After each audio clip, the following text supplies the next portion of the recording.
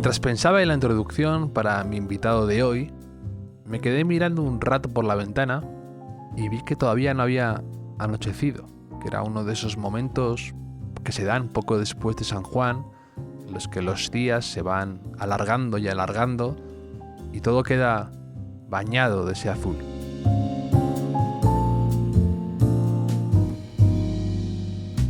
Y me acordé de repente de algo que había dicho mi invitado sobre la luz y sobre los colores de una ciudad. Y me acordé también de esas noches azules que también describió Joan Didion.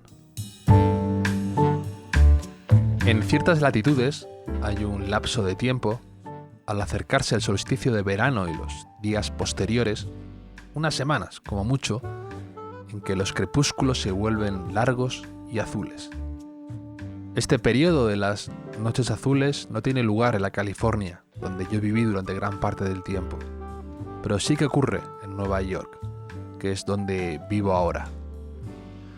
Se puede ver ya a finales de abril y principios de mayo un cambio de estación. De repente el verano parece próximo, es una posibilidad, una promesa incluso.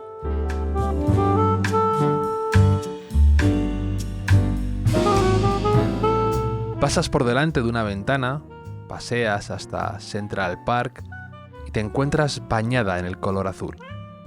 La luz en sí es azul y al cabo de una hora, más o menos, este azul se acentúa, se intensifica aún mientras se oscurece y se apaga y se aproxima finalmente al azul del cristal en un día despejado en Chartres o al de la radiación de Cherenkov que emiten las varas de combustible de las piscinas de los reactores nucleares.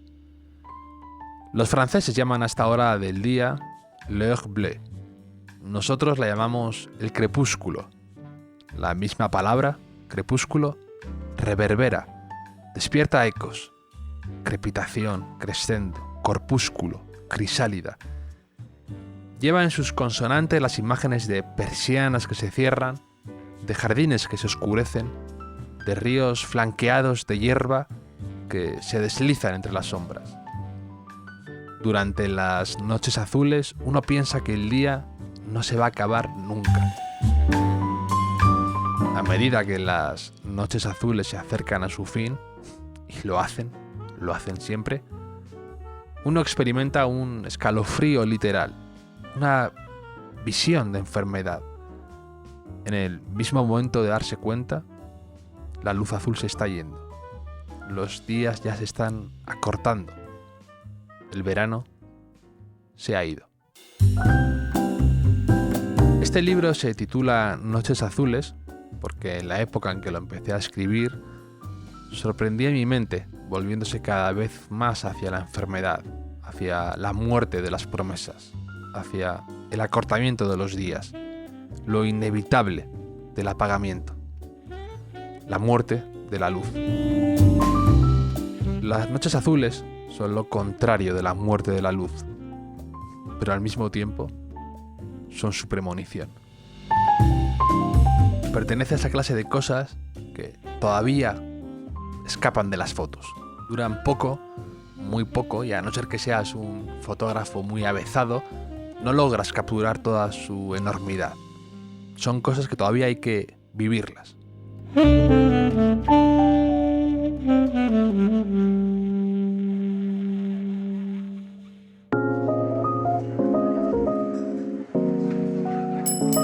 Bienvenidos al Hotel Jorge Juan con Javier Aznar, un podcast de Vanity Fair y Seagrams.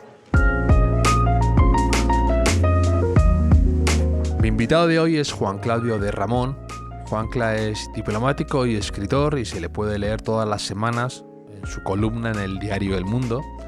Además, acaba de publicar con Siruela el libro Roma desordenada, donde va recordando sus momentos y sus días y sus rincones favoritos de esa ciudad, Roma, que no se acaba nunca. Así que nos vamos a tomar un Seagrams tónica hablando sobre todas estas cosas, sobre las noches azules, sobre los colores y la luz de una ciudad, sobre las contradicciones de Roma e Italia, de monumentos, de películas, de cuadros de Caravaggio y de momentos. ¿Cómo estás, Juancla? Pues muy bien, muy contento de estar aquí. Juancla, eres diplomático y escritor y acabas de publicar un libro que he devorado en una semana que se llama Roma desordenada, la ciudad y lo demás. ¿Lo has devorado? Roma devorada, pues eso me hace muy feliz escucharlo. Sí, además cuentas un poco, ¿no?, tus vivencias en Roma, trabajando ahí. ¿Estuviste cuánto tiempo? 5 años, de 2015 a 2020. Yo el inicio de la pandemia, por ejemplo, lo llevo ahí, ¿no? Y el último capítulo. Sí, el último capítulo son como entradas de diario un poco contando lo que estás viviendo ahí. Sí, pero sí. me gusta que tiene un protagonismo muy leve. O sea, sí, porque yo no quería hacer un diario de la peste, ¿no? Sencillamente quería, pues bueno, explicar la vivencia de lo que es una ciudad como Roma desierta, ¿no? Realmente vivir la pandemia en Roma fue algo aparte pegó fuerte. terrible y espectacular.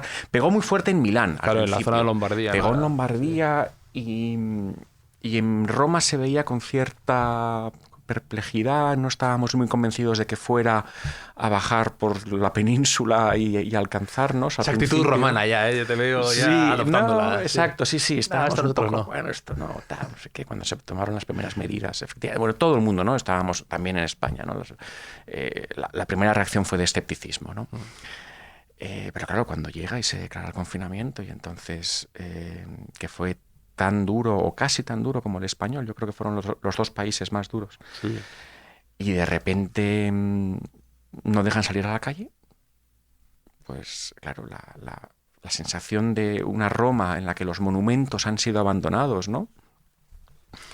Y que, como digo yo ahí, pues parecen como actrices, ¿no?, caídas en desgracia, que nadie las va a visitar, ¿no? Están ahí solas en su camerino y eso, pues era algo digno de verse, ¿no? Teniendo en cuenta que la situación trágica, ¿no?, que era el contexto. Y luego, cuando ya las medidas empiezan a amainar un poco y los romanos empiezan a salir a la calle, como no han vuelto los turistas, también fue una experiencia bastante digna de presenciar, ver cómo los romanos se volvían a apropiar de su ciudad, ¿no? Los pocos romanos que viven en el centro, ¿no? Entonces tú pues veías en Piazza Navona pues la misma densidad de población que te puedes encontrar en una plaza mayor de pueblo de Castilla, y el contraste era muy llamativo y quería introducirlo en el libro. No, eso tiene que ser muy impresionante. Hace poco, de hecho, también lo leía por Alex de la Iglesia, que ha hecho una película en Venecia justo en ese momento de la pandemia, que estaba abierta la ciudad, pero, o sea, no para turistas, no se podía viajar aún, o si podía viajar era algo muy, muy excepcional. Claro, ver Venecia o ver Roma sin turistas es una cosa de verdad única en la historia ya, en nuestra historia, sobre todo en esta época en la que hay tanto, el turismo ya se ha expandido tanto, ¿no? Entonces es muy llamativo, tiene que ser ver eso. Lo contaban algunos romanos, ¿no? Lo de ir a ver Fontana di Trevi sin gente haciéndose fotos o todo eso. Es que algunos romanos tienen todavía el recuerdo de haber aprendido a montar en bicicleta en la plaza de San Pedro o en la plaza de Navona, o de haber jugado al fútbol delante de la Fontana di Trevi. Entonces, eso a mí me lo contaban, ¿no? Y claro, era volver a eso, ¿no? A la ciudad antes de la riada turística. Aunque bueno, como sabes, yo en el libro hago una defensa del turismo de masas, ¿no? Sí, luego quiero entrar ahí por varios temas, sí. Y luego aparte me gusta el título de Roma desordenada, que ya es directamente una estrategia de si no puedes con tu enemigo, únete a él, ¿no? De abrazar el caos. Exacto. Yo hay un momento en el que me doy cuenta de que es imposible meter a Roma en un sistema, ¿no? Yo, mi anterior libro... Canadiana. Sí, claro, Canadiana. Había sido un libro es un libro sobre Canadá, ¿no? Que había sido mi anterior destino. Y fíjate que Canadá es el segundo país más grande del mundo. Después de Rusia, ¿no? Después de Rusia, sí. Que eso no, de primeras hay gente que no se da cuenta, piensa siempre China, ¿no? Hay gente que no se da cuenta. Es que Canadá es un país muy desconocido, ¿no? Y en parte por eso quería escribir el libro. Pero a lo que voy es que hubo un momento en el que yo estudié muchísimo, leí muchísimo, porque además no había escrito nada en español, realmente. Y hubo un momento en el que, modestia aparte, pensé que tenía Canadá en la cabeza, ¿no? Que realmente podía superar cualquier examen que un profesor de historia canadiense me hiciese. Como Fraga con España, tú con Canadá. Sí, yo hubo un momento en que pensé, domino la materia, ¿no? Sí. Eso nunca ocurrió con Roma. O sea, en Roma yo me sentí, y es una ciudad, no es un país, es una ciudad, y me sentí totalmente sepultado por un elenco de personajes que no se acababa nunca, por monumentos que salían a patadas de los sitios. Llevabas ahí 4 años y te enterabas de cualquier lugar increíble que en cualquier otra ciudad sería la atracción principal y que en Roma pues era el cuarto postre, ¿no? Era una cosa... Y claro, yo estuve 5 años, que fíjate que es la duración media de una licenciatura, o lo venía siendo hasta ahora, ¿no? Y yo pensé, adquirió un poco, efectivamente, el carácter de una carrera universitaria, ¿no? Para mí, ¿no? Roma, ¿no? Porque era una especie de ampliaciones de estudios y que me permitía hablar de muchísimas cosas. Yo llegué, bueno, no voy a hacer un libro que intente decirlo todo sobre Roma, voy a hacer un libro que diga muchas cosas o que hable de muchas cosas, historia del arte, historia de la política, historia, o sea, tanto historia antigua, historia moderna, comentarios de obras de arte, calas un poco de demografía, de sociología, todo esto, todo con pie en Roma, ¿no? O sea, y claro, bueno, yo me fui de ahí pues a los 5 años pensando que me había dejado asignaturas para septiembre, ¿no? Sí. Por así decir, ¿no? O que me faltaba todavía muchas vetas que sacarle al mármol romano. ¿Cuáles eran las asignaturas más hueso en tu carrera en Roma? Digamos, urbanismo podría ser una de esas hueso, ¿no? O incluso también el sistema de... También que tú hablas, ¿no? El sistema de... Entender el sistema de limpieza, de basura, de orden de la ciudad, todas esas cosas, esas nunca se acaban de aprobar. Sí, yo creo. Las asignaturas hueso eran transporte público, limpieza de calles, sí. Todo esto. No, vamos a ver.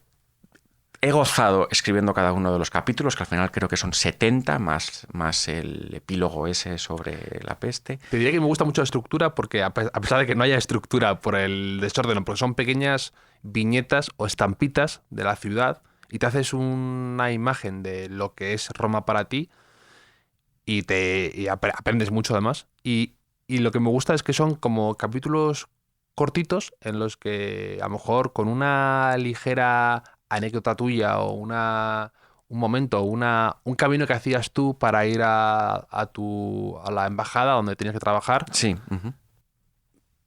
Ya aprendías mucho. O sea, uno de mis favoritos es cuando hablas de la escalera de Plaza España, ¿no? Sí. Y que tú dices que hay una escalera paralela detrás, ¿no? Exacto. Que es más anodina, porque a ti te gustaba, porque de repente veías como eras testigo de otra ciudad, ¿no? Y está muy bien escrito y te transporta ahí. Y me parece como de rescatar de lo ordinario, conseguir lo extraordinario, ¿no? Hablar de Roma, de otra ciudad desconocida. Claro, yo tenía bastante claro que quería hablar de lo extraordinario de la ciudad, pero también de lo ordinario, ¿no? De lo muy conocido y de lo desconocido. Y no quería caer en ninguno de los dos extremos, ¿no? Que un extremo consiste en hacer antiturismo, ¿no? Despreciar lo que todo el mundo... O sea, es la actitud un poco snob de decir, pues yo no voy a hablar ni del Panteón, ni del Coliseo, ni de San Pedro, y me voy a dedicar a hablar de las pequeñas delicatessen que escapan a los ojos del turista vulgar. No, yo quería huir de esa actitud y fui muy obediente. O sea, y todo lo que es de masas lo vi y intentaba verlo con nuevos ojos, o al menos con mis ojos, ¿no? No tanto con nuevos ojos. Leyendo lo que habían escrito, pues eso, centenares de escritores antes, ¿no? Porque Roma es un género literario en sí mismo, ¿no? O sea, está el libro de viajes, que es un género, luego está el libro de Italia, que es otro género, y luego está el libro de impresiones romanas, que es un subgénero en sí mismo, ¿no? Y tocado además por gente muy importante, algo que también me intimidaba. No quería hacer antiturismo, tampoco quería hacer turismo normal, quiero decir, o turismo de contentarme con pocas cosas, ¿no? O con lo más conocido. Quería adentrarme en la entraña de la ciudad y ver también todo, y ver cuantas más cosas pudiera del catálogo de esplendores secundarios y periféricos, y investigar un poquito también la periferia de la ciudad, que es muy importante. Yo rápidamente me di cuenta de que viviendo en Roma no podía permitirme el lujo de no conocer la periferia de la ciudad, que es legendaria, porque es el territorio del neorrealismo, de Pasolini, y es donde viven los romanos, además, porque Roma es una ciudad de 3 millones de habitantes, donde solamente 60.000 viven en el casco histórico, que es el casco histórico más grande del mundo, ¿no? Y entonces yo me di cuenta de que tenía que intentar hacerme con un mapa global de la ciudad. Tampoco quería hacer ahí, por cierto, esta cosa del turismo obrero, ¿no? De ir a ver los barrios obreros y tomar notas y tal, ¿no? Pero Sí. si tenía cualquier ocasión o porque yo vivía en el centro, tuve esa suerte, pero si tenía cualquier ocasión para visitar un barrio un poco conocido, un barrio no frecuentado por los turistas, bien porque había una pequeña joya arquitectónica escondida, bien porque me habían hablado de un restaurante donde se daban la mejor carbonara de la ciudad, o sea, bien porque había una peluquería donde te cortaban el pelo y no te clavaban, pues yo lo hacía. Y hay un capítulo sobre la Roma de la periferia del que estoy contento, y que por otro lado nadie sabe muy bien dónde termina la periferia de Roma, porque los barrios que se solían tener como tales ahora ya empiezan a sufrir su proceso de gentrificación y a ser chic, ¿no? O sea, el ejemplo más notorio es el barrio del Piñeto, que es el barrio de Pasolini, donde él rueda a Catone, ¿no? Una película de rufianes, pues que es su primera película, creo. Pero que ahora, bueno, todavía es un barrio popular, pero también es un barrio chic, ¿no? Estas cosas ocurren. Bueno, tú has dicho, o sea, has mencionado la carbonara. Hay un momento, para mí, polémico del libro, en el que te atreves a decir que la carbonara no es tan italiana. Y yo esto lo estaba leyendo y casi me entraban taquicardias. Digo, esto como lo lea un amigo mío italiano, a ver cómo se lo explicas. Porque tú dices que realmente no viene, ¿no? de... Carbonara vendría teóricamente de los mineros del carbón, ¿no? De la zona del Lacio, ¿no? Que ahí viene lo de carbonara. Y tú dices que se comenta que hay otra teoría, ¿no? De procedencia. Sí, yo no soy un escritor muy gastrónomo, o sea, yo no sabría escribir de comida, ¿no? Pues también, por ejemplo, como lo hace Ignacio Peiró, que por cierto hace el prólogo del libro y somos buenos amigos. Pero sí que tenía claro que si quería hacer un retrato más o menos global de la ciudad tenía que hablar un poco de comida, ¿no? Y entonces en Roma, por supuesto, hay que hablar, eso significa hablar de las verduras de la ciudad. Es una ciudad con las alcachofas, ¿no? Es una ciudad con una huerta fantástica. Y luego de pasta, porque muchas de las salsas típicas, ¿no? Para hacer espagueti, pues en realidad son romanas. Y la más famosa de todas, pues la carbonara, que se llama así carbonara porque se supone que la inventan los mineros, ¿no? Que trabajaban en las minas de carbón del Lacio. Y como tú bien sabes, pues es huevo y panceta, ¿no? Y bacon, ¿no? No nata, que esto efectivamente es un pecado español que los romanos, los italianos nos desprecian, ¿no? Por la manera por ponerle nata a la carbonara. ¿Qué ocurre? Que yo me entero, no es una teoría mía, ellos mismos la han hecho circular, yo me entero de que resulta que la carbonara no aparece en ningún recetario previo a la Segunda Guerra Mundial. Y esto es muy raro, ¿no? Y entonces empieza a circular la teoría, yo la leo en el periódico, ¿no?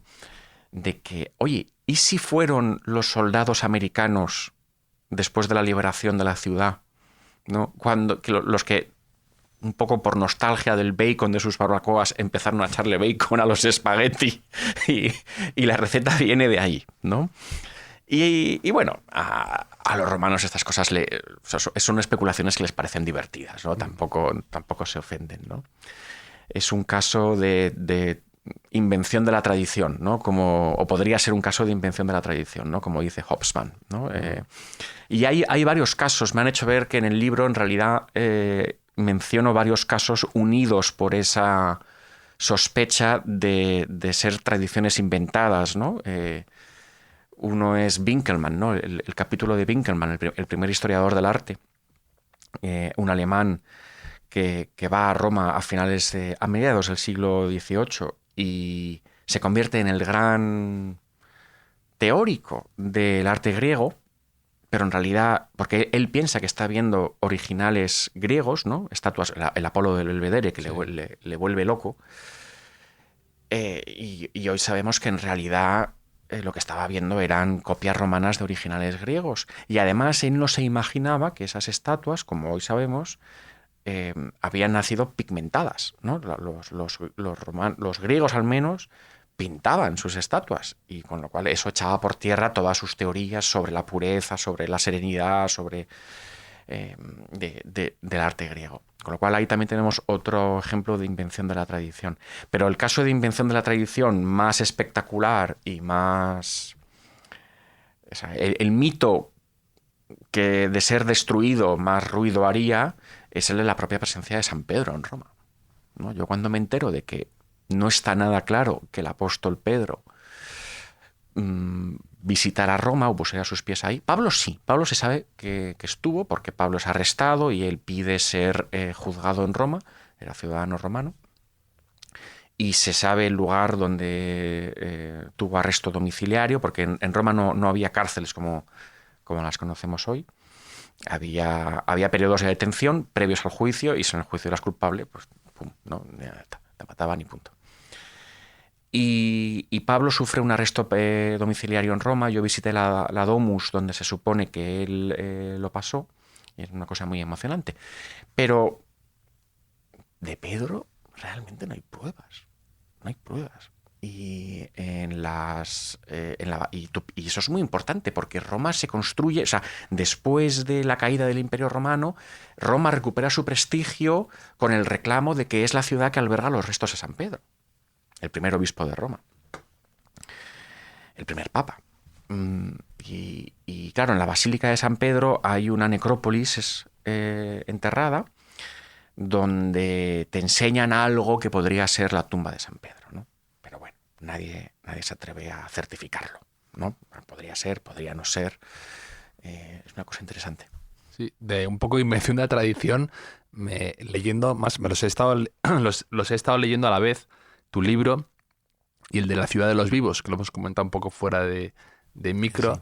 Y que arranca es una historia, un caso real, y te habla mucho de lo que es Roma, que te dice: Roma es caótica, vital, tremendamente cínica e incapaz de tomarse en serio su propia maldad, ¿no? Es una de las cosas que dice. Pero también arranca con es como una especie de dicho o algo así, que era: pero ¿cómo no va a ser Roma de esta manera que es si se fundó con dos y uno mató al otro y eran hermanos, ¿no? Sí, es una historia de delincuencia, o sea, sí. De delincuencia, estupro, asilo de criminales, el mito de origen, ¿no? de Roma es tremendo, O sea, incluye, por ejemplo, ese episodio del rapto de las Sabinas, que es, o sea, que claro, eran todos hombres, raptan a las mujeres del pueblo de al lado, es una cosa tremenda, ¿no? Y sin embargo hacen... O sea, no, lo llevan a gala, o sea, o desde luego no lo ocultan. Porque ellos prefieren la historia de Rómulo y Remo a la historia, al prólogo que luego le pone Virgilio de Eneas, ¿no? Que dignifica todo. Este libro que me decías, el de La ciudad de los vivos, que es una novela que todavía no he leído y que, de hecho... Me hubiera gustado leerla antes de escribir el libro, porque estoy convencido de que la hubiera mencionado en mi libro. Tú has visto que yo, o sea, he intentado hacer justicia a muchos libros buenos que se han escrito sobre Roma, muchas películas, y estoy convencido de que La Gioia me hubiera encantado. Y esa cita que acabas de leer, pues la hubiera metido en el libro, ¿no? Uh-huh. Pero bueno, es esta frustración constante de que nunca terminas de sacarle todo el jugo a la ciudad, todo su repertorio de escritores, de artistas, de... Pero a veces está bien, porque si no te sale una especie de enciclopedia que es complicado de leer, ¿no? Y a lo mejor quedarse con impresiones tuyas. Por ejemplo, también me gusta mucho, hay un momento en el que hablas haces un elogio del ladrillo, ¿no? Que es algo muy Sí. italiano, muy romano, y dices como que te podías emocionar con un simple tabique desnudo, ¿no? En un puesto, en un sitio bien escogido, además, te gustaba. Aprendes a valorar la importancia que tiene el ladrillo en esa ciudad. Claro, es que eso es fundamental para entender la ciudad, ¿no? Yo cuando llego, una conocida que era arqueóloga nos dio un paseo por los foros imperiales, que es la mayor concentración de ruinas de cualquier ciudad en el mundo, ¿no? Y nos explicó 3 cosas que a mí me... O sea, yo ya con estas 3 cosas entendí muchas cosas, ¿no? Me dijeron, bueno, hay 3 cosas que los romanos sabían hacer y que los griegos no sabían hacer, ¿no? Que son el arco, ¿no? Que les permitía construir en altura, el cemento, ¿no? Y el ladrillo, ¿no? Entonces, esto te explica muy bien por qué lo mejor de las ruinas de Atenas están en Londres y, sin embargo, de Roma todavía tenemos muchas ruinas in situ. Y es que la explicación es que el mármol se expolia, pero el ladrillo no, ¿no? El ladrillo no lo robas. Y entonces, claro, el mármol romano está expoliado en buena medida, pero tú tienes el bastidor de los edificios todavía en ladrillo. Y entonces, claro, la admiración que te causa un tabique de ladrillos, una hilada ahí perfecta, que no se ha caído en 20 siglos, tú dices, pero bueno, es que menudos albañiles, ¿no? Tenían, ¿no? Sí. Y luego, además, el color rojizo que le da a la ciudad es muy bonito. El cemento... No había pensado lo del color rojizo, pero es verdad, ese color como un poco arenoso. Exacto, Está presente. es muy bonito y hace que muchas ruinas no intimiden tanto, ¿no? Las termas de Caracalla, ¿no? O sea, porque las termas de Caracalla, si tuvieran el mármol, pues a lo mejor todavía resultarían demasiado suntuosas, ¿no? El mármol es una piedra que puede deslumbrar, ¿no? Y cansar. El ladrillo no, el ladrillo es más amable. Por otro lado, la piedra caliza en el que está construida la Roma barroca tampoco es mármol, es la piedra de travertino, que es esa piedra porosa, que es blanca, pero como con una especie de mancha de café, ¿no?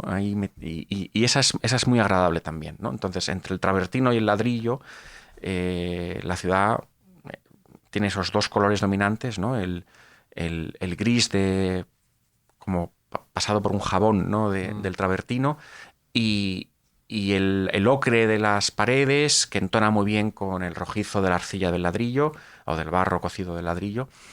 Y esos 2 colores son los dominantes y la verdad es que la ciudad le sientan de miedo.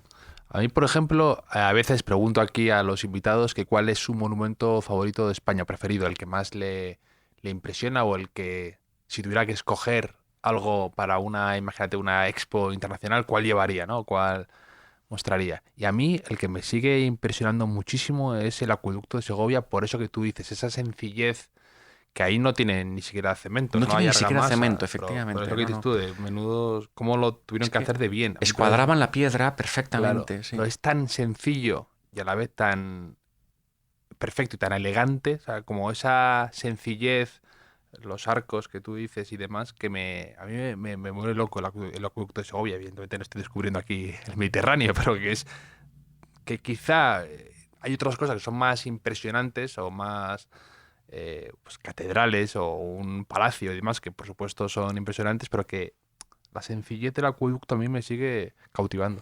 La sencillez y la capacidad de cumplir una función, ¿verdad? Eso también es un grandísimo claro, regalo. esto en Roma lo ves, por ejemplo. Pues mira, si yo tuviera que elegir un monumento favorito en Roma, a lo mejor te diría la Vía Apia, ¿no? Que es sencillamente una calzada, pero es que es el paseo más bonito del mundo, ahí rodeada de pinos y las rodajas de piedra que siguen ahí también desde que se pusieron y es una maravilla, y es eso, es un camino, ¿no? Un carril bici, ¿no? Pues ahora, hombre, no, las bicis les cuesta, ¿no? Pero bueno, sí que puedes ir un poquito por los laterales Es el último capítulo que me leí de tu libro, fíjate, porque cumpliendo un poco, me lo leí de forma desordenada. Sí, claro. Entonces, me lo fui leyendo de un sitio a otro, un poco a lo mejor por el título. Pasaba de Caravaggio a lo que te he dicho antes, a lo de que no se pueden sentarse uno en la plaza, en los escalones de la Plaza de España, ¿no? Iba viajando por la ciudad. Y el último que he leído ha sido el de Vía Apia. Las escaleras de la Plaza de España es otro monumento muy querido por la ciudad y yo creo que porque combina también la belleza con la utilidad, ¿no? Son unas escaleras. Y lo que pasa es que nadie sabe muy bien cómo lo hicieron para resultar tan armoniosas, tan monumentales. Mira, para apropiarnos nosotros el nombre, ¿no? Es que es un poco... Y luego los españoles tenemos la inmensa suerte de que se las conoce como Spanish Steps. Bueno, yo creo que es para contrarrestar lo de la gripe española, que ahora ha estado todo... Sí. Lleva, con el tema de la pandemia llevan meses y años ya hablando de la gripe española, pues yo creo que para contrarrestar nos han dado esas escaleras. Pero mira, la fascinación que me provocaban las escaleras de la Plaza de España es lo que me convenció de que yo quería escribir el libro. O sea, el primer capítulo que escribí es el de las escaleras. Porque yo estaba ahí que todos los días me quedaba con la mirada fija y diciendo, ¿esto qué es? ¿Esto es escultura? ¿Es arquitectura? ¿Es un monumento? O sea, exactamente me causaban tal perplejidad que quería poner por escrito ese sentimiento. Y fue el primer capítulo que escribí. Y ahora exiliado de Roma, ¿qué es lo que más añoras y echas de menos de la ciudad?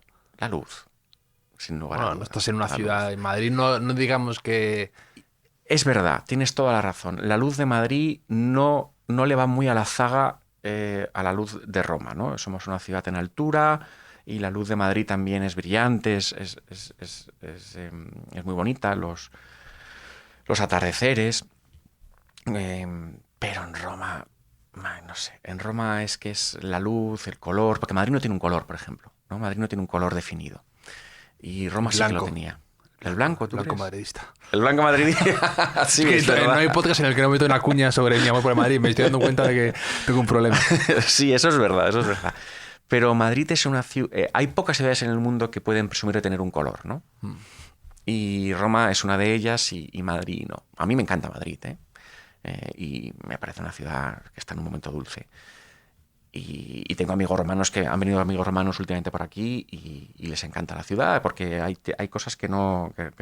hay cosas que les ofrece Madrid que no les ofrece Roma, ¿no? Pues avenidas arboladas, casas con ascensor, este tipo de cosas. Casas con ascensor.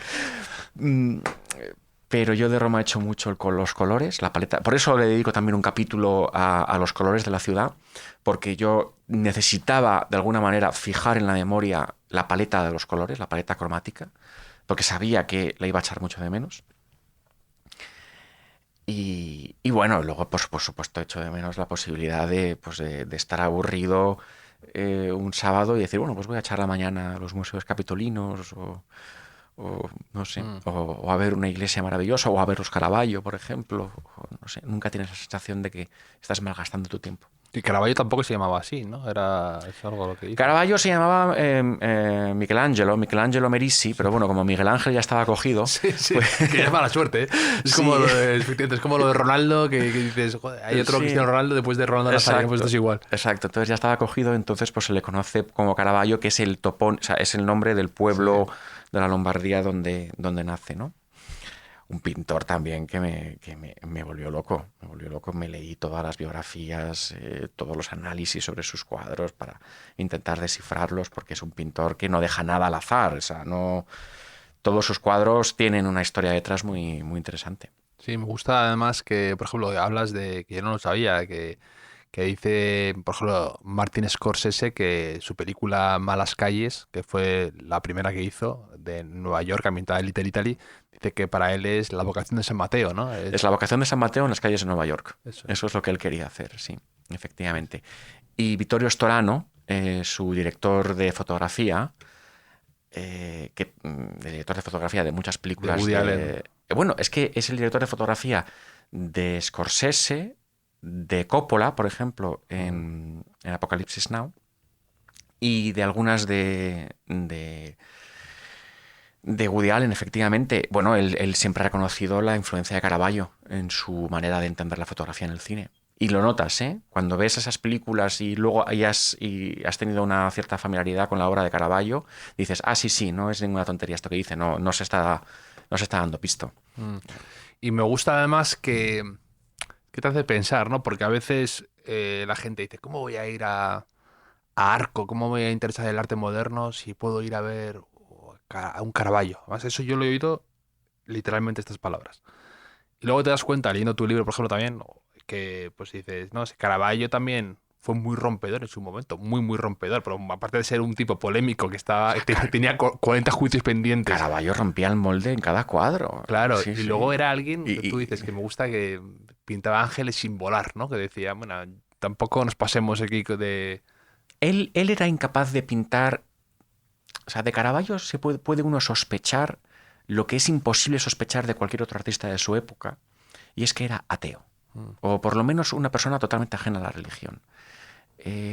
Bernini era de misa diaria, Rubens pues también era bastante pío y devoto.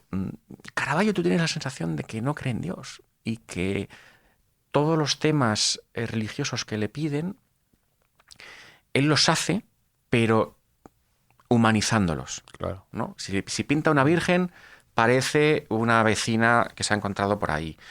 Si pinta un ángel, es un adolescente que no vuela. Sí, pinta apoyado contra la pared. Exacto, ¿no? exacto. Si, por ejemplo, la conversión de San Pablo, ¿no? Pues si San Pablo se cae de un caballo, lo que le importa es el caballo. La coz que le ha dado el caballo a San Pablo, ¿no? No está claro que ahí haya tenido nada que ver Dios, ¿no? Entonces, eso efectivamente le llevaba al borde de la herejía, al borde de la blasfemia, y por eso sus cuadros suscitaban admiración por la técnica, pero rechazo porque no se atenía a las convenciones del género, ¿no? Y esto que dices tú del arte contemporáneo es interesante porque, por ejemplo, otro pintor que estuvo en Roma y al que le dedico un capítulo, porque por supuesto tenía que dedicarle un capítulo, es Velázquez, ¿no? Entonces, Velázquez en Roma pinta varios cuadros. Las vistas de Villa Medici, ¿no? Están aquí en Madrid, se pueden ver, ¿no? Yo, mira, cuando echo de menos Roma me voy a ver las dos telas estas de Villa Medici que dicen con razón que anticipan el impresionismo a 3 siglos, ¿no? Prácticamente de distancia. Pero luego otro cuadro que pinta, muy famoso y que está en Roma, es el retrato de Inocencio X. El retrato de Inocencio X es el mejor retrato de la historia del arte. O sea, tú entras ahí y es que te caes de espaldas del impacto que recibes, ¿no?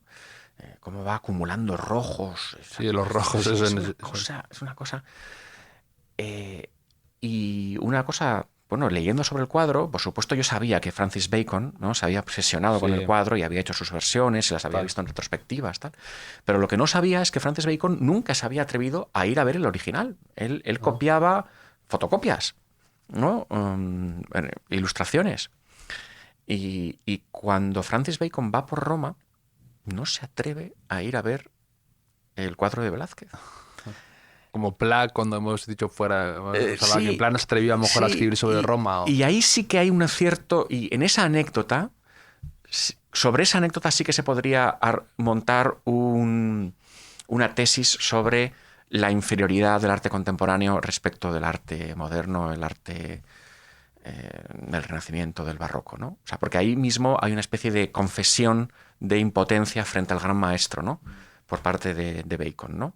Bueno, yo lo he intentado, pero no quiero ver el cuadro de Velázquez y entender que yo no sé pintar.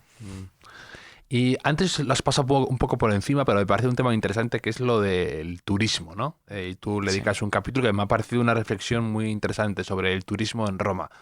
También antes te lo he mencionado, lo de Venecia, ¿no? Que hay como una especie de... Ya es un motivo directamente principal de discusión política ahí, ¿no? De, oye, ¿qué hacemos con esto? Por un lado nos da de comer, por otro lado se nos está yendo de las manos. O te leía, ¿no? Sobre el ruido ya de las maletas, sobre el pavimento en las ciudades, sobre los... Sí, el ruido de los troleys así, los rodines de las maletas. Que eso es más o menos reciente, así, a un nivel muy elevado y continuo y diario, la gente le está trastornando en Venecia, ¿no? O en otras ciudades. Y entonces, claro, ¿cuál es qué posición, ¿no? Y también te lo quería enganchar, no sé si has visto la polémica esta con Risto Mejide también posando así como acodado, como si estuviera acodado en la Sí. barra con la escultura de Laconte y sus hijos. Entonces, ahí hay un tema que está todo relacionado. Uno, el tema de del turismo y otra cosa es el de, por ejemplo, también el de las fotos en museos y demás, ¿no?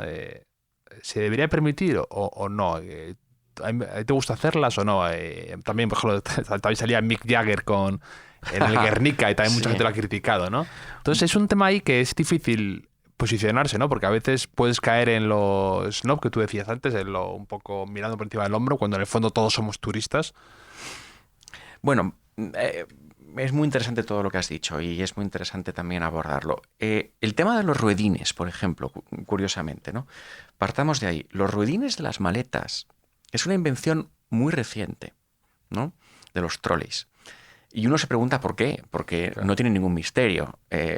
No, Exacto. La no- rueda llevaba inventada Exacto, no miles tiene- de años y O sea, la maleta también. Ponerle una rueda a una maleta es algo que se podía haber hecho muchísimo antes. Y sin embargo, se hace, pues, yo creo que después de la Segunda Guerra Mundial. ¿Por qué? No, incluso, a ver, nosotros Sí. Nosotros hemos conocido maletas sin los rodines. Pero vamos, pero yo me he ido a Claro. Londres con maleta a pulso. Exacto. Incluso cuando en los aeropuertos tenías que llevar el carrito para transportar maletas. Ahora ya no se ven esos carritos. Exacto. Entonces, ¿por qué se tardó tanto? Pues porque antes no hacía falta. ¿Y por qué no hacía falta? Porque solamente viajaban los ricos y los ricos llevaban porteadores, ¿no? O sea, se hacían llevar las maletas por otras personas, ¿no? Con lo cual, esta es la clave del asunto, que es que el turismo de masas es una consecuencia de la democracia. Punto. Entonces, si tú quieres meterlo en vereda, al final tienes que volver a un mundo en el que solamente pueden viajar los ricos, ¿no? Y no queremos eso. No queremos eso. Yo digo que, claro, ir a Roma es un derecho humano, porque es que te transforma, ¿no? Yo creo que cualquier persona, por vulgar que nos pueda parecer, va a Roma y ve la belleza de la que ha sido capaz la raza humana, ¿no? Y sale transfigurado y sale mejor, ¿no? O sea, esto es una cita de Goethe, ¿no? Del libro, ¿no? O sea, no hay individuo, por vulgar que sea, que no salga pues eso, más dignificado, ¿no? de su encuentro con la ciudad. Entonces, no puedes vilipendiarlo, ¿no? No es tan fácil. Y para los propios locales no es tan fácil porque efectivamente es una gran industria, ¿no? Claro, por volver al tema de la pandemia, los romanos se execran de los turistas, pero luego, cuando dejaron de ir por el tema de la pandemia, muchos negocios cerraron y era tragicómico ver el cartelito que colgaban, ¿no? Que era cerrado por falta de turismo, ¿no? O sea, chiuso per mancanza di turisti, ¿no? O sea, una cosa... Claro, ahora nos damos cuenta, ¿no? Entonces yo creo que no desconozco los efectos nocivos que tiene, ¿no? Para los locales, pero es un problema regulatorio, ¿no? Es un problema de ver qué se puede hacer para preservar la ciudad. En las mismas escaleras de la Piazza de España, pues ahora mismo no dejan sentarse, ¿no? Cuando yo llegué sí que dejaban y cuando me fui ya no dejaban. Me parecía un poco triste, pero bueno, yo lo puedo llegar a entender, ¿no? Han hablado incluso de poner tornos de entrada para ver la Fontana de Trevi. Uf, en fin, es difícil y yo no tengo la solución. El tema de las fotos, que no quiero que se me escape, es muy curioso. Bueno, yo esa foto de Risto que mencionas la he visto y me ha parecido casi como fake. ¿No es un fotomontaje? No, él está Él está apoyado. acodado ahí en la rodilla del Laoconte. Hombre, hay que tener mucho cuajo para hacer eso. O sea, la verdad es que es para... No aplaudo que se acode ahí como en la rodilla del Laoconte. Además, el Laoconte, que el pobre sacerdote de Troya que está siendo ahí, está luchando contra las serpientes que le han enviado, ¿no? Y por su vida y la de sus hijos. En fin, terrible. O sea, hazlo en otra estatua, no en la del Laoconte que está en pleno combate por su vida, ¿no? Bueno, ocurre una cosa. El libro no tiene imágenes, ¿no? Y la razón por la cual no tiene imágenes es doble. Primero, porque hubiera encarecido mucho el libro, ¿no? Y segundo, tanto al usuario como a la propia editorial, o sea, al cliente, al lector, vaya.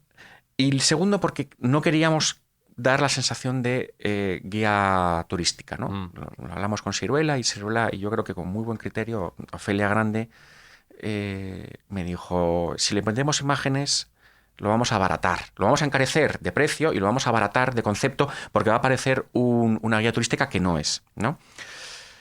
Lo curioso, bueno, donde sí que hay imágenes es en la cubierta, que es una cubierta maravillosa que, aprovecho para decirlo, son fotografías de mi amigo, el fotógrafo Carlos Espotorno, al que yo conozco en la ciudad, y luego muy generosamente nos ha cedido fotografías de Roma, que él había hecho, porque él saca un libro ahora con Astiberri en otoño, un fotolibro que yo creo que va a ser también un bombazo, porque hace mucho tiempo que no sale un fotolibro bueno de Roma, y me prestó unas cuantas fotos para la cubierta. Pero si te fijas bien, en esas fotos no hay ningún monumento relevante en la cubierta, ¿no? Sí. Y eso es una necesidad, porque Roma tiene derechos de autor, la ciudad tiene derechos de autor sobre sus monumentos. Si yo hubiera querido poner en la cubierta una foto del Panteón o del Coliseo, hubiera tenido que pedir permiso a la ciudad de Roma y someterme a toda su burocracia. Esto es una cosa curiosísima.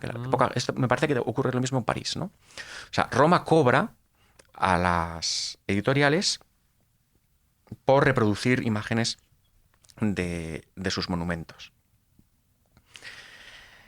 No cobra, o sea, por supuesto, lo que no es delito es que el turista haga una foto y la suba a las redes sociales. Eso no, porque se supone que ahí no hay ánimo de lucro y tal. Pero debería empezar a ser delito en algunos casos, ¿eh? Sí, es posible, sí. Es posible. Yo cuando viajo intento no hacer fotos. Ya. Intento no hacer fotos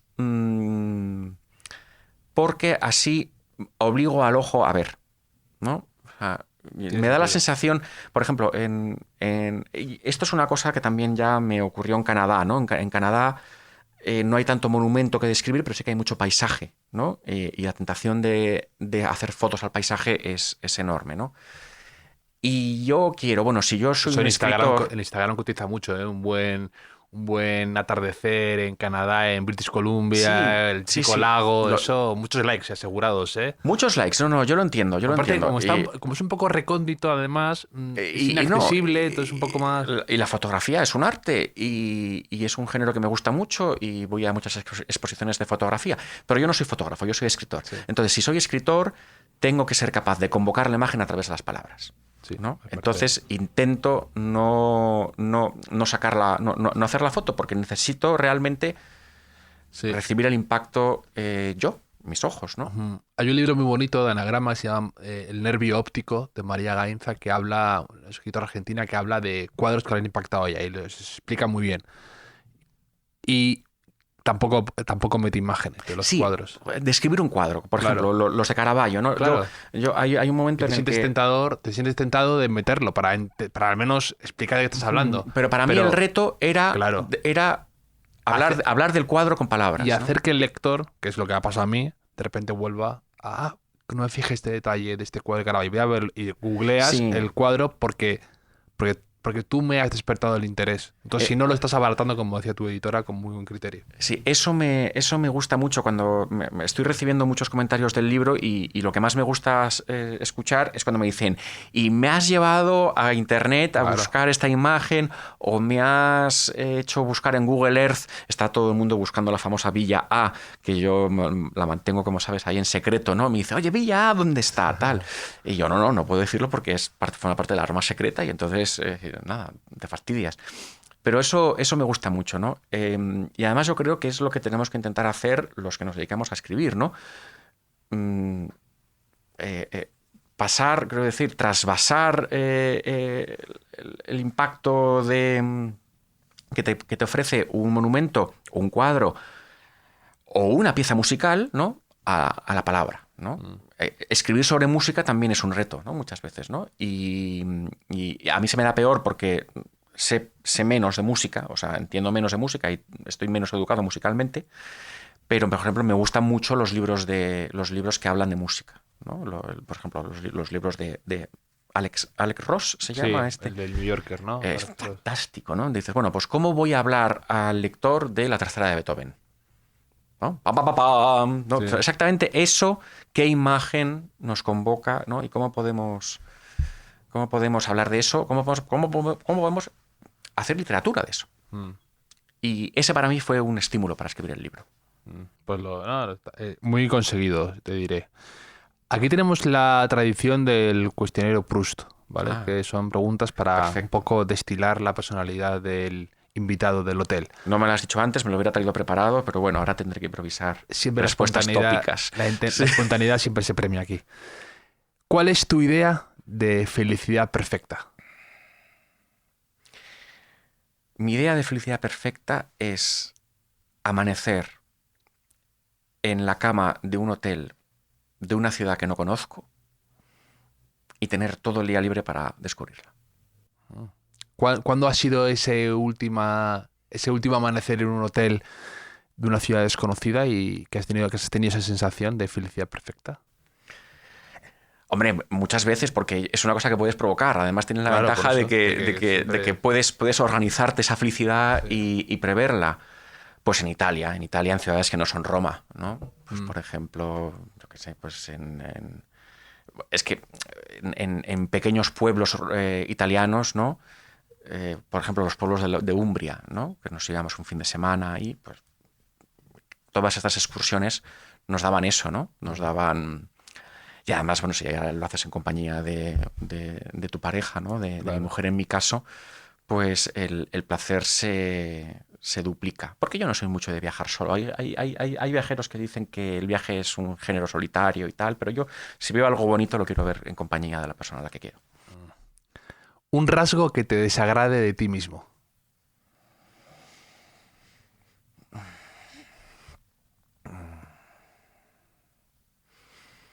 Soy ansioso y creo que hablo mucho, por ejemplo. Creo que tiendo a... Eso en un podcast viene bien siempre. Sí, en es un podcast siempre es agradecido. Creo que en una conversación a veces tiendo a hablar demasiado y a... Escucho bien, ¿eh? No te creas, o sea, quiero decir, no... Me interesa lo que tienen que decir las otras personas. No va por ahí no van por ahí los tiros, pero sí que creo que puedo ser un poco pesado hablando yo y quizá es un defecto que es el defecto de una virtud. Muchas veces tenemos los efectos de nuestras virtudes, ¿no? Como me entusiasmo mucho por una cosa, claro, pues pienso que ese entusiasmo es necesariamente compartido y a lo mejor no lo es, ¿no? Un rasgo que te desagrade, pero en los demás. Me desagrada el egoísmo, sencillamente. Me parece que es pues lo contrario, ¿no? La incapacidad de mostrar interés por las personas, ¿no? Me parece que es algo... Mira, no es algo desagradable, pero sobre todo es algo triste, porque tiende a ser algo autodestructivo de la propia persona, ¿no? Cuando tú no eres capaz de salir de ti, ¿no? Y de descentrarte, ¿no? Por un momento dado, lo pasas mal. Bueno, las personas a tu alrededor pueden sentirse ofendidas y tal, pero me parece que es una limitación muy grande para ti también. No ser capaz de mostrar interés por los demás. Una expresión, esto es un cuestionario Proust adaptado, ¿eh? Sí. Como la carbonara, voy adaptando el recetario a lo mío. Sí. Mezclando tradición con vanguardia. Una expresión italiana o romana favorita. Un dicho, un refrán, algo que te sedujera el oído en su día. Bueno, la expresión romana por excelencia es el qui se ne frega, ¿no? ¿A quién le importa, no? Esto, pues es la expresión de, bueno, me da igual. No, los romanos tienen muchas interjecciones, hacen... hacen cosas así que son muy simpáticas. Y una expresión que me gusta, ¿no? De ellos. Sí, ¿no? a lo mejor incluso puede ser eso. Pero es que en italiano realmente tú, como bien sabes, lo que cuentas es el lenguaje gestual, ¿no? Sí. A mí no te puedo decir una, Javier. Yo te diré que lo que me gusta de italiano es la música. Yo el otro día estaba en Sevilla invitado por la Dante para hablar del libro y nos fuimos a cenar después y en la mesa estábamos 3 españoles y 3 italianos, ¿no? 3 italianas además. Y las italianas hablaban perfecto español. Pero en un momento se partió la conversación y yo me quedé hablando con los españoles y yo oía a las italianas hablar, ¿no?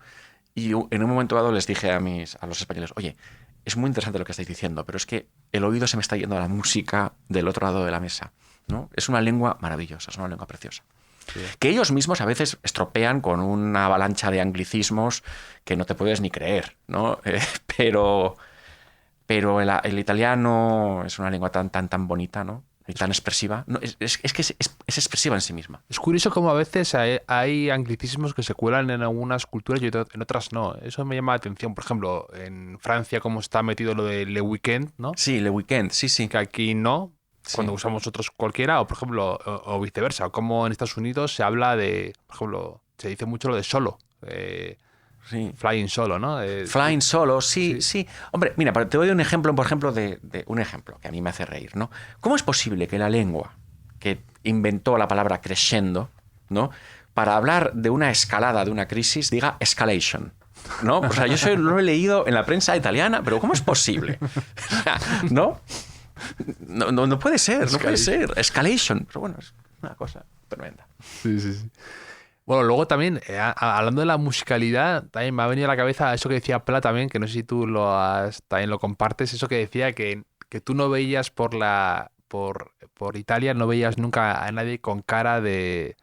Siempre veías a alguien con cara especial, decía. No ves a nadie con cara de verlas venir. Siempre tenía algo como que ofrecerte algo, puede ser bueno o malo, pero siempre distinto. Siempre sí, con cara de pillo, sí. O con cara despierta, o sencillamente guapos y guapas. Es una raza muy bien hecha, por así decir. Totalmente. Una ciudad que te gustaría, siendo diplomático y por tanto siempre estando un poco en movimiento, viajando mucho y demás, una ciudad o un país que te gustaría tener en algún momento como destino, o dirías, o que dices ahora, oye, no me importaría que cuando estaba viajando o conociendo, vivir aquí como ahora, sacarme la licenciatura de Roma, como tú dices, de otro país. Sí, de otro continente, porque yo creo que ahora estoy preparado, por ejemplo, para descubrir Asia, que durante mucho tiempo no me atrajo, porque yo soy, o era, hasta hace poco, muy eurocéntrico, ¿no? Yo quería conocer a fondo mi continente, mi cultura, que es Europa, y las extensiones de esa cultura, que para mí es Estados Unidos, Canadá. Y... Entonces, lo que sucede es que yo realmente he viajado poco por el mundo, ¿no? A pesar de ser diplomático, porque los diplomáticos no necesariamente viajan mucho, lo que hacen es vivir fuera, ¿no? Pero una vez allí estás clavado en el sitio, claro. Y cuando tienes vacaciones vuelves a España, no haces otras cosas. Entonces yo he vivido 4 años en Canadá y 5 en Italia y no tengo sensación de haber conocido el extranjero. Yeah. No. Bueno, esos son versiones de mi cultura, ¿no? Que me han enriquecido, pero no han supuesto un exotismo que me retase, que me resultase difícil, ¿no?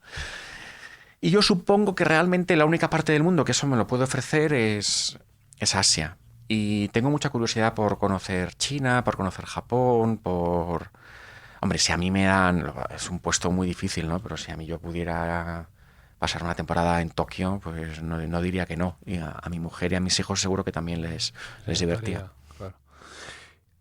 ¿Una cualidad que admires en un hombre o en una mujer? Si quieres separarlas, si quieres...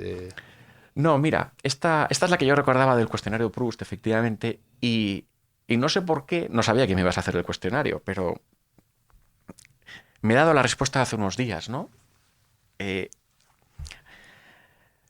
La cualidad que prefiero en una mujer o la cualidad que prefiero en un hombre, que es una variante de la amabilidad o de la cortesía, y que ahora mismo es lo que más me dice de las personas, es su capacidad para llevar al día su correspondencia.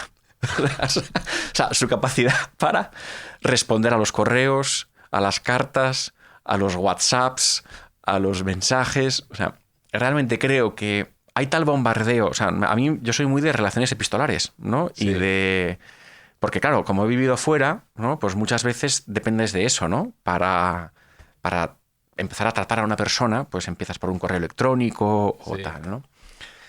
Y me causa muy buena impresión en una persona que responda a los correos rápidamente, ¿no? Sin procrastinar o que siente que es su deber responder, ¿no? Y que no considere, porque te encuentras con ese tipo de personas, ¿no? Que considera que las comunicaciones digitales no son verdaderas comunicaciones y que uno puede tal.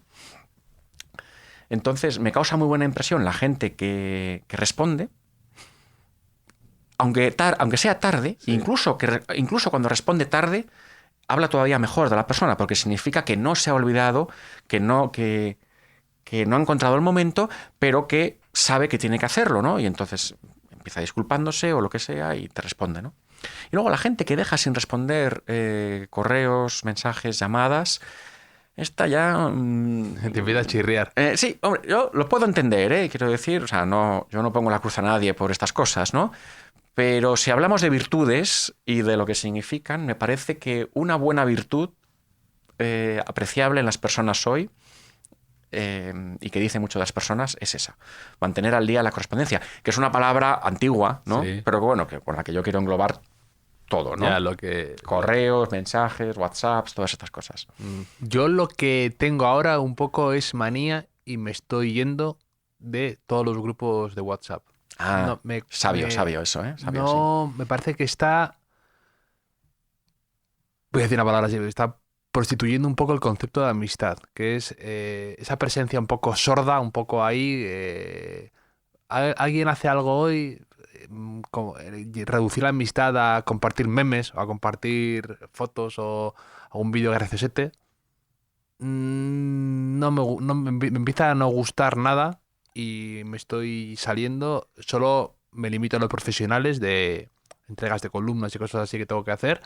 Pero de los demás, quien quiera hablar conmigo o yo quiero hablar con esa persona, me parece más especial hacerlo. No digo que no sea por WhatsApp todos lo utilizamos y es una herramienta más. Pero, oye, contactar a la persona directamente, no lanzarlo a la comodidad de un grupo, ¿no? Es como dices. Y yo también estoy intentando ponerme a dieta de WhatsApps. ¿Has dejado el café? ¿Vas a Sí, dejar ahora sí. los grupos de WhatsApp? Yo nunca he sido muy invasivo con los WhatsApps, al menos nunca he sido muy de enviar memes y estas cosas, ¿no? Ahí soy bastante tradicional y conservador, sobre todo porque muchos no me hacen gracia. Me gusta lo de conservador en los memes. Soy conservador en los memes porque es que la mayoría no me hacen ni pajolera gracia, entonces no los envío, ¿no? El WhatsApp empieza a ser un problema, ciertamente, por lo que tú dices, pero también por la pérdida monstruosa de tiempo que supone cuando te enzarzas en una conversación que puede ser muy interesante por WhatsApp, pero que un debate, ¿no? Con un amigo, ¿no? Una conversación. Sobre todo los chats colectivos en los que mucha gente participa. Y también porque no sabemos usarlo, porque no nos han enseñado a usarlo, no hay una etiqueta de WhatsApp. Nosotros sabíamos cuando éramos jovencitos que no se podía llamar por teléfono a partir de las 8 de la tarde. Exacto, A sí. casa, ¿no? Que la gente ya tiene que descansar y recogerse un poco y que las llamadas en domingo o en fin de semana eran de urgencia o de emergencia y que si no corría prisa tenía que esperar al lunes. Esto con el WhatsApp no lo calibramos bien. Ponemos el WhatsApp a cualquier hora del día, a cualquier día de la semana, cosas que pueden esperar. Y esto genera ansiedad en las personas. Esto genera ansiedad, ¿no? Sobre todo en los personas como tú que les gusta llevar al día la correspondencia. Claro, porque genera también mala conciencia en la persona que no puede responder al momento, ¿no? Sí, sí. Y entonces yo me gusta mucho que la gente responda, pero también estoy aprendiendo a no escribir yo en cualquier momento ni para no generar esa tarea acumulada, ¿no? Excesiva. Total. ¿Un lugar favorito en Roma para el aperitivo? Si tienes algún lugar... El aperitivo es importante en Roma, digo, a lo mejor tienes algún sitio recurrente Sí, que te gustará. Sí, me gusta mucho Il Ficco. Sí, el bar del Fico, sí. El bar del Fico. No soy original, es un bar que está ahí cerca de Navona, debajo de una higuera. que es eso, el Fico, es Higuera en Navona, es un sitio estupendo. Sí, yo Porque conservo... además estás al lado de Navona, estás al lado de muchas cosas bonitas.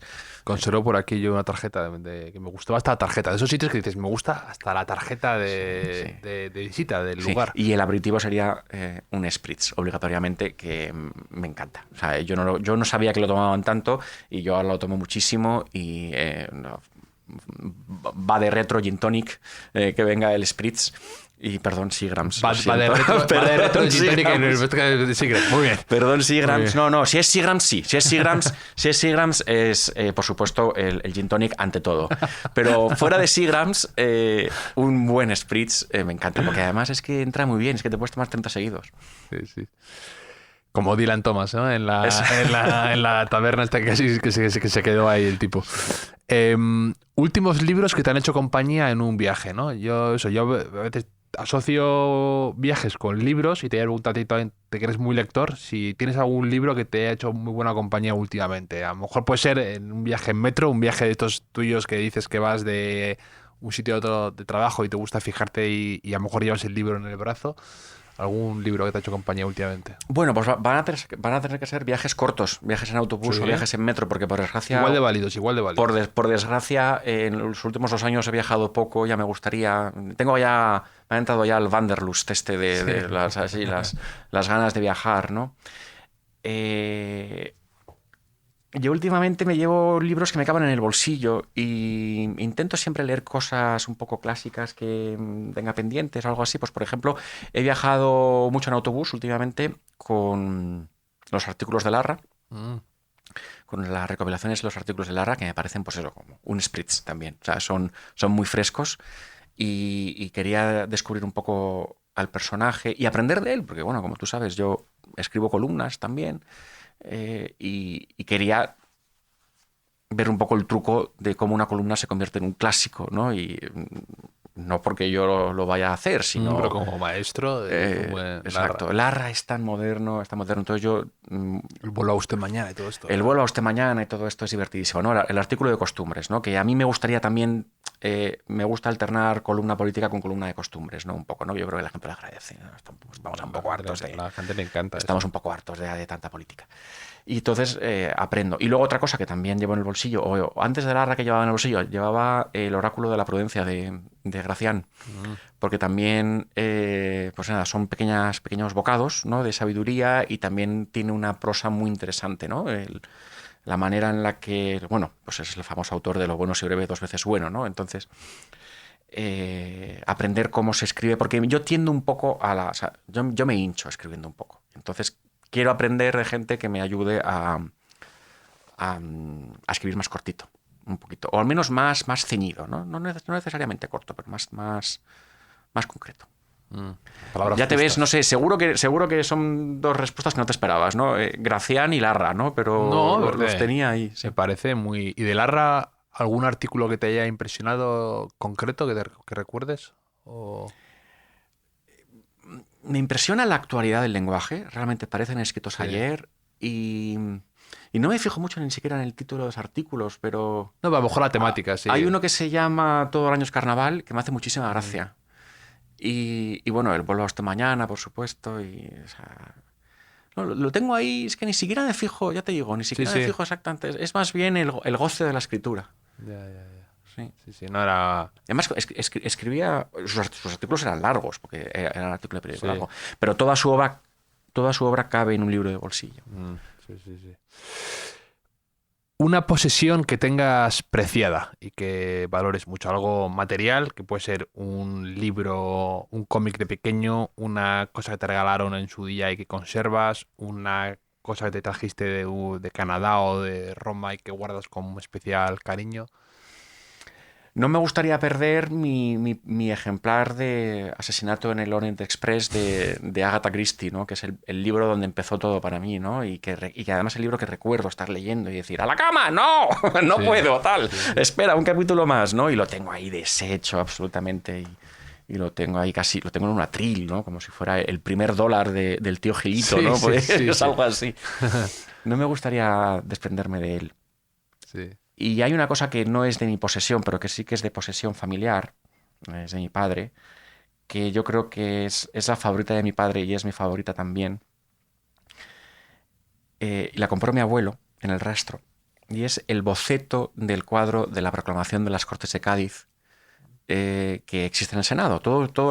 No sé si tienes en la cabeza el cuadro de las Cortes de Cádiz cuando Sí. en la plaza de San Felipe Neri, cuando sale una persona y rodeada de majos y de manolos y tal, y les lee y les está leyendo la Constitución. Entonces, ese es un cuadro que se hizo por el centenario de la Constitución de Cádiz en 1912. Pero para estos concursos primero hay que hacer un boceto. Entonces, ese boceto, mi abuelo lo encontró en El Rastro, lo compró y preside el salón familiar desde entonces. Y papá, no se lo des a mis hermanos, dame a mí cuando llegue el momento. Bueno, tu padre también se llama Juan Claudio, ¿no? Y tú, Juan Sí. Claudio, tienes ahí lo de conservar la estirpe. Yo creo que ahí tienes que tirar del hilo. Te tiene que valer como... Sí. como- Ese cuadro va con el mayorazgo y lo Exacto. saben mis hermanos. No tiene nada que hacer. La primera película que viste 2 veces en el cine, que a lo mejor fuiste a ver, que quisiste repetir o que te ha Ostras. impactado. Pues yo creo que, bueno, siguiendo un poco mi filosofía de no ser snob y de no buscar respuestas así elevadas, Aladdin. Aladdin, la de Disney, yo Aladdin, creo. vale. Aladdin es la que yo recuerdo haber visto 2 y 3 veces en el cine porque me entusiasmaba. Y luego estaba El retorno de Jafar, que era la segunda. El retorno de Jafar, que ya eran peor, ¿no? Pero tú recuerdas a Aladdin, la de dibujos, la de... Además sé en qué cine la vi 2 veces. Y es que era genial, porque es que el personaje del genio, que la voz aquí la ponía José Mayuste, ¿te acuerdas? Sí, y era en Estados Unidos era Robin Williams, creo. No sé si era Robin Williams o Will Smith, pero creo que era los que lo doblaba. Aquí era José Mayuste, no me acordaba de eso. Sí. Y luego las películas serias, las películas, digamos, clásicos, no me gusta verlas 2 veces, muchas veces, porque temo que la segunda Empieces a ver... empiece a ver las costuras y no me parezca tan perfecta como tal. Por ejemplo, eso me ha pasado con Lost in Translation, que es una película que recuerdo Sí. el impacto que me produjo cuando se estrenó en cine. Una historia de amor perfectamente bien contada, original, cómica, con Scarlett Johansson ya demostrando que era Scarlett Johansson, y con Bill Murray, que es un actor que muy buena ceja y me descojono con él. Y no la he querido volver a ver, fíjate. Pues es un ejercicio interesante porque Lost in Translation se estrena en 2003, que era cuando más o menos yo empecé la universidad. Entonces, claro, yo la vi en el cine y la ves de repente años después y es un ejercicio muy interesante porque de repente dices, yo me acordaba de sentirme muy identificada con Scarlett Johansson y de repente, claro, han pasado casi ya 20 años. Ahora eres Bill Murray. Eres Bill Murray sin darte cuenta. Es una transición y Sí. La forma de pensar cambia y te das cuenta de esa transición. Entonces en ese caso en particular es muy interesante. No sé cómo vamos de tiempo, pero es que hay una escena maravillosa en esa Sí. película, que es cuando yo creo que después de su noche de juerga se van a la habitación del hotel de uno de ellos y están estrenados en la cama, y ahí hay una tensión sexual que no sabes cómo se va a resolver, y lo hace muy bien Sofía Coppola, evitando el desenlace típico, ¿no? Que sería que se acostaran. No lo hacen, ¿no? Y más bien hablan, ¿no? Y hablan. Y hay un momento maravilloso en el que Scarlett Johansson, que su personaje tiene una gran ansiedad por su futuro, porque no sabe dónde va a poner su talento, que sabe que lo tiene, pero no sabe en qué lo quiere emplear, le pregunta a Bill Murray, le dice, ¿cómo es, no? ¿Cómo es madurar? ¿Cómo es...? Sí, le dice, se vuelve más fácil, ¿no? Eso es. Le dice, se vuelve más fácil. Le dice, se va haciendo cada vez más fácil. Y a mí me parece que hay una sabiduría condensada en esa frase, ¿no? Una vida que no es castigada por un azar terrible, por una desgracia, por la enfermedad o por lo imprevisto, una vida normal. Es verdad. Yo creo que según vas acumulando años, al menos la ansiedad va apagándose y se va haciendo cada vez más fácil, ¿no? Y porque la juventud es una edad muy perra. Es de nervios, de incertidumbre, de sufrir pues por muchas cosas que a lo mejor no merecen tanto sufrimiento. Y eso no se me ha olvidado, esa frase. Y luego tú también en el libro pones bien que una película que yo vi hace poco por primera vez que me encantó, Il Sorpasso. Ah, Es una maravilla. qué buena es esa película. Además, esa sí que también Sí. es un poco como lo que decías de Larra, de algo, tiene algo muy, muy, muy moderno en el cómo trata algunos temas, algunos asuntos. Me parece muy atrevida, muy rompedora, muy valiente. Sí, sí. Bueno, aprovechamos para decir que el cine italiano Sí, es claro. la segunda mejor cinematografía de la historia después de la americana. Lo siento mucho. Es decir, y bueno, y esto es porque es imposible llegar a, digamos, a la altura de Hollywood, ¿no? Del Hollywood clásico. Pero Italia, o sea, tiene un universo cinematográfico que también es inagotable. Y esa película de El Sorpasso, esa película del Ferragosto romano, Claro. porque es una película que sucede en el día 15 de agosto, que también es un día muy peculiar, ¿no? Yo hubiera escrito un capítulo sobre el Ferragosto en Roma si no hubiera sido porque tuve un Ferragosto ampliado que fue la pandemia, ¿no? Claro. El diario de la pandemia lo llamo un largo Ferragosto, ¿no? Que es el día en el que la ciudad se queda desierta. Como antes se quedaban desiertas las ciudades españolas en agosto y ya no, ¿no? Ahí ha habido un cambio cultural más acelerado en España que en Italia. Entonces, bueno, recuerdas, es un pícaro, ¿no? Esto es Gassman. Vittorio Gassman, ¿no?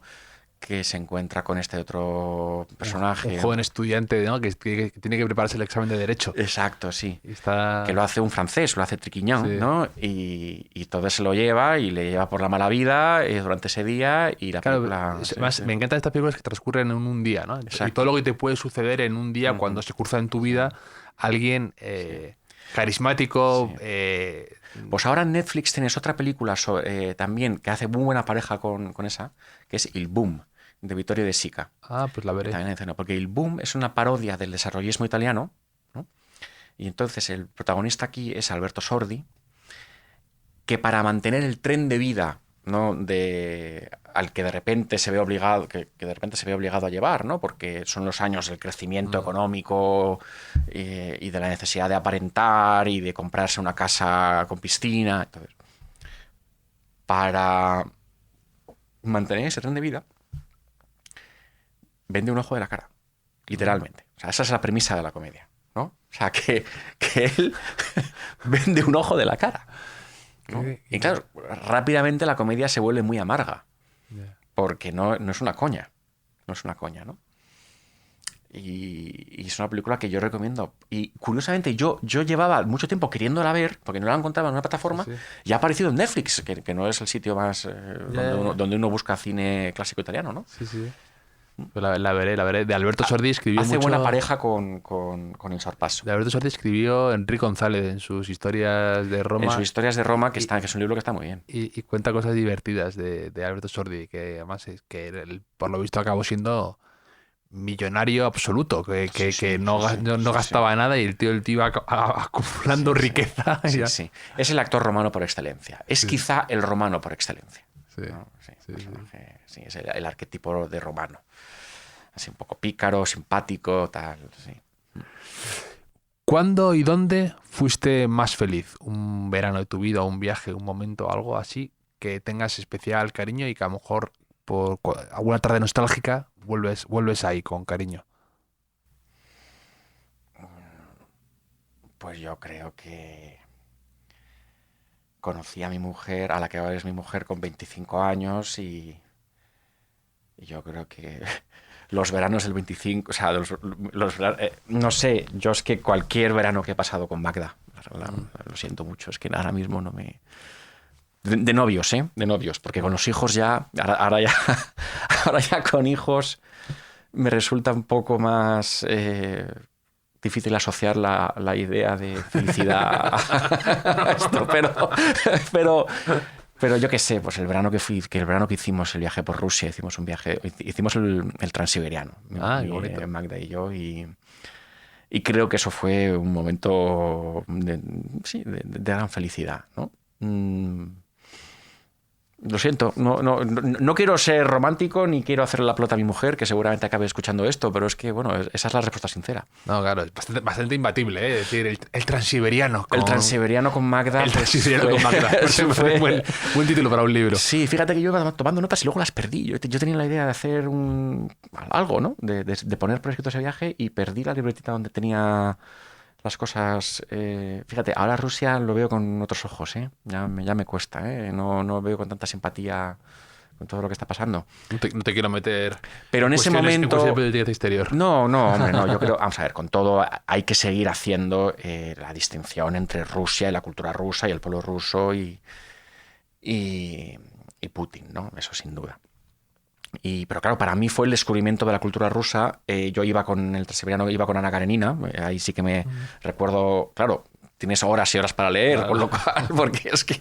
Entonces yo recuerdo que me metí todo a Ana Karenina, que es una novela larga. Tiene que ser bonito ver no a es tan larga como Guerra y Paz. Tiene que ser ver a alguien...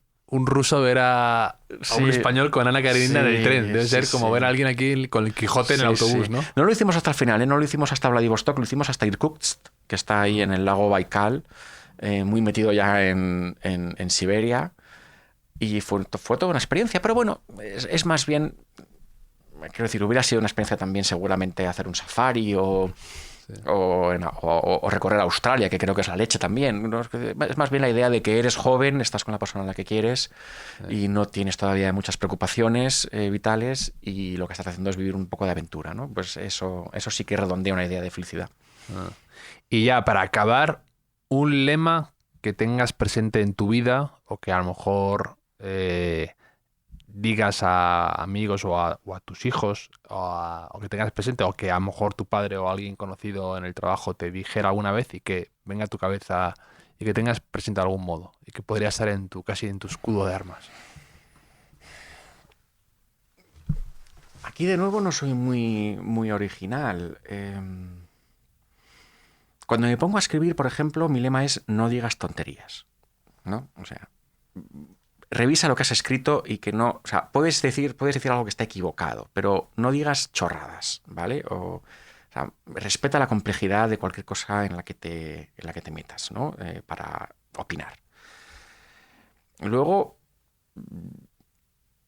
yo creo que la regla vital por excelencia, la regla de oro, es... Y de nuevo, no soy nada original, porque es una regla, es una máxima sapiencial desde la antigüedad, es no hagas daño al otro, ¿no? ¿No? En latín, ¿no? Existe en latín, ¿no? Alternum non laedere, creo, ¿no? O sea, no hagas daño al otro, ¿no? Intenta no hacer daño a las personas. Evítalo. Evítalo principalmente porque si eres una persona normal, eso te va a generar remordimientos de conciencia. Y para todo en esta vida hay cura o tratamiento o remedio, salvo para el remordimiento de conciencia, ¿no? O sea, cuando tú te reprochas a ti mismo haber hecho daño a otra persona, eso no es fácil de sofocar, ¿no? Eso, o sea, en parte por evitar, digamos, lo que yo sé que es el mal de conciencia, ve por la vida intentando no hacer daño a los demás, ¿no? No hacer daño, al menos no hacer daño innecesario, ¿no? Gratuito, ¿no? Eso es una cosa que yo le diría a mis hijos, sin duda. Hablando un poco al final de culpa, muy romano, efectivamente. Se nota. Puedes sacar al hombre de Roma, pero no a Roma del hombre. La culpa, ¿no? Pero bueno, sí, se suele decir que esto es una especie de educación judeocristiana, que la tenemos muy dentro, pero no estoy convencido de que sea así. Yo creo que es más bien algo que está, y además bien que está, ¿no? En nuestro cableado mental, ¿no? Y es que si hemos hecho algo mal y sabemos que está mal, pues nos sentimos mal. Y yo pienso que esto debe ser un universal antropológico, ¿no? Y lo que haces mal, y te puedes arrepentir de cosas, puedes pensar que podías haber hecho algo mejor, tal cual. Todo eso se pasa un poco, ¿no? Las oportunidades perdidas, por ejemplo, no duelen tanto cuando pasa un tiempo y han aparecido otras ocasiones, hacer otras cosas, ¿no? Lo que es difícil de borrar de la cabeza es haberle hecho daño a alguien.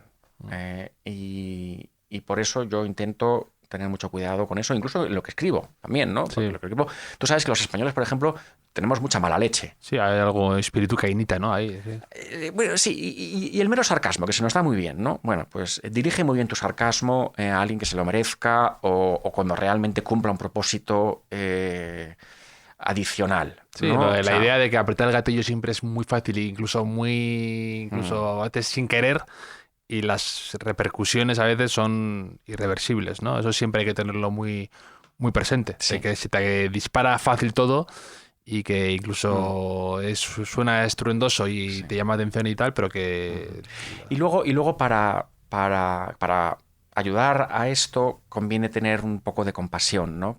Una especie de compasión universal por todas las personas que comparten contigo este valle de lágrimas, ¿no? Que a veces parece que es la vida, ¿no?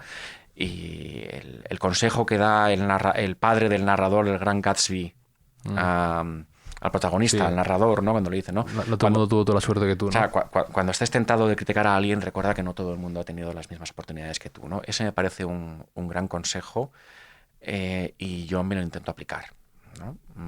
Intentar no juzgar demasiado a las personas, ¿no? Sí, sí.